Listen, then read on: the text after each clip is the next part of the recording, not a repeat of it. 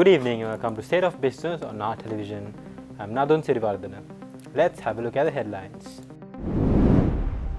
Sri Lanka records over 200,000 tourist arrivals in July, up 7% year-on-year.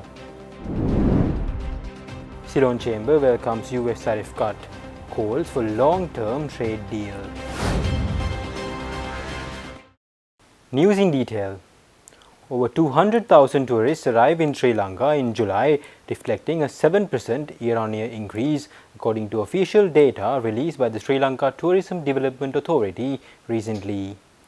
The surge was driven by strong momentum in the final week of the month, following Sri Lanka's top ranking as the #1 island on Big 7 Travel's 50 Best Islands in the World for 2025. However, the country missed its monthly target of 277,195 arrivals, falling short by nearly 77,000 visitors. The figure also trails the July 2018 benchmark by over 17,500 tourists. Throughout the month, arrivals steadily increased from 42,233 visitors in the first week to over 67,000 in the final week, averaging 6,459 daily arrivals, higher than last year's figures. The July performance pushed Sri Lanka's year-to-date arrivals past 1.36 billion, a 14.2% increase compared to 2024, but still 1.4% below 2018 levels.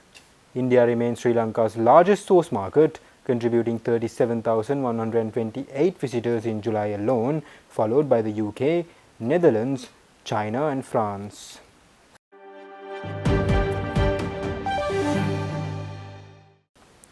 Now, the Ceylon Chamber of Commerce welcomed the recent reduction of the US tariffs on Sri Lankan exports. The chamber urged authorities to pursue a long-term trade arrangement that ensures stable and competitive market access for local exporters in a press statement released to the media recently.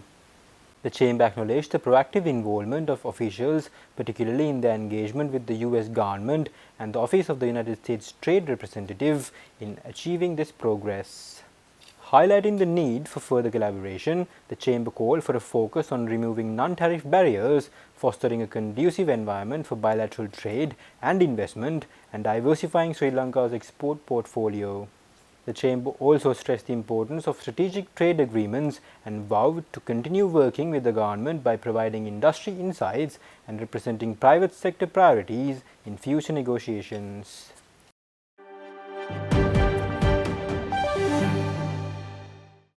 Now, the Colombo Stock Exchange officially launched a central counterparty framework for equity transactions in order to enhance the safety, efficiency and global competitiveness of Sri Lanka's capital market.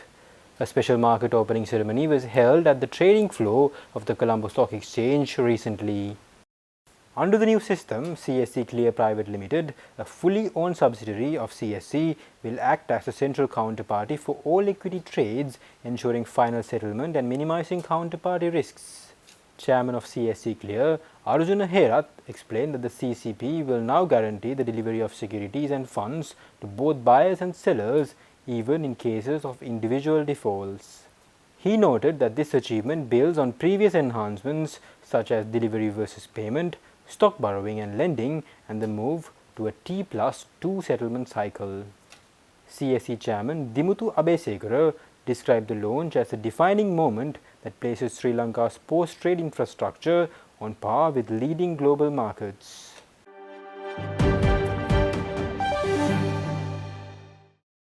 Stay tuned, we'll return after this commercial break.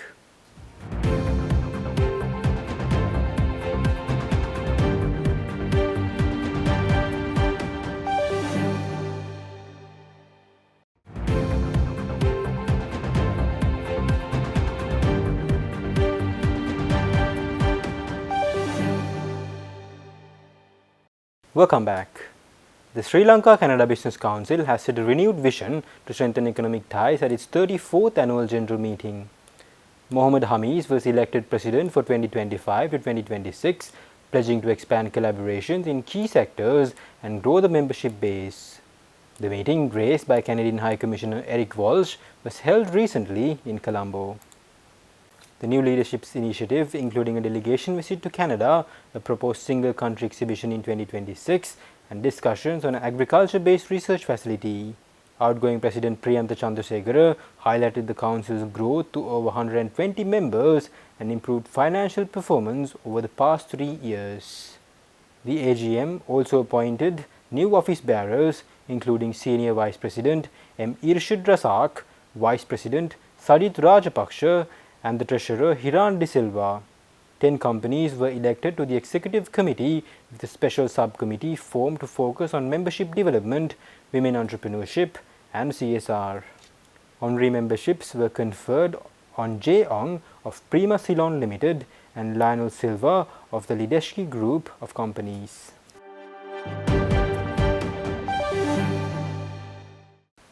And now Sri Lanka's first integrated luxury resort, City of Dreams Sri Lanka, officially opened its doors in Colombo with the inauguration graced by President Anurukumara Dissanayake.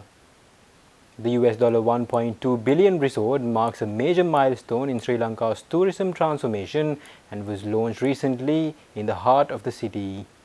The opening night featured the presence of top dignitaries such as John Keel's Holdings chairperson Krishan Balendra and Melco CEO Lawrence Ho, followed by a star-studded performance by Bollywood icon Hrithik Roshan. City of Dreams offers 800 hotel rooms, including the Cinnamon Life and Nua Brands world-class retail, casino entertainment by Melco, premium dining, and MICE facilities designed with sustainability in mind. The resort aims to position Colombo as a premier South Asian luxury and business destination. The launch of the City of Dreams Sri Lanka also featured remarks from John Keel's Group's chairman, Krishan Balendra, outlining the project's vision and its role in redefining Colombo's skyline. He spoke about the resort's economic impact, its appeal to high-value tourism, and the confidence it reflects in Sri Lanka's long-term growth. Let me explain what City of Dreams means for the economy of our beloved country. This project, with an investment value exceeding $1.2 billion, is expected to generate a significant multiplier effect for the Sri Lankan economy. Let me share a few key points. Thousands of jobs, from construction to hospitality, technology, retail, and services. Foreign direct investment. The scale of this development sends a strong message to global investors. Sri Lanka is open, stable, and investable. Tourism and urban transformation. City of Dreams will raise Colombo's profile on the map of global cities. SME opportunities. A cascading effect of demand for local products, services, and supply chains. We expect City of Dreams to contribute meaningfully to GDP growth, while also triggering infrastructure development in surrounding areas.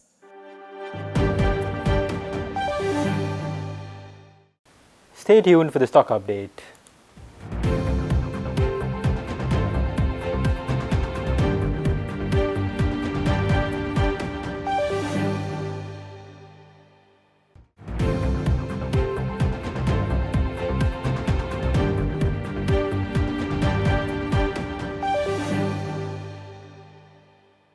Trading at Colombo Stock Exchange ended on negative notes today.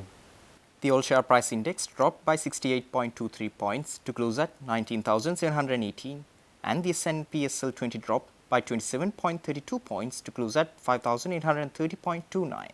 The turnover was over 3.3 billion rupees and 142 million shares were traded. Up next are Forex rates.